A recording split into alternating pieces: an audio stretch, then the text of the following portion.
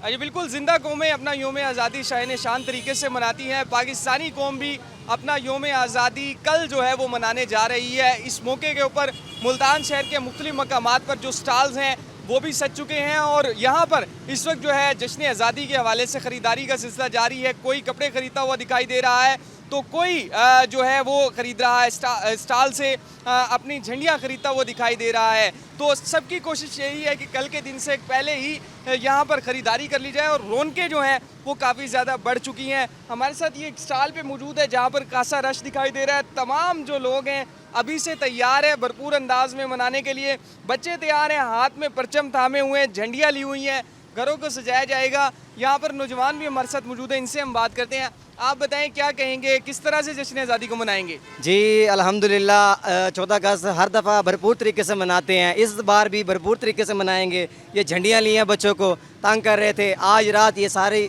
झंडियाँ सजाएंगे, घर को सजाएंगे। और जिस तरीके से ये तंग कर रहे हैं, बाजा वगैरह लेके दिया है, झंडियाँ लेके दी हैं और मफरल वगैरह, और भरपूर तरीके से 14 अगस्त मनाएंगे हर तरीके से, अच्छे तरीके से।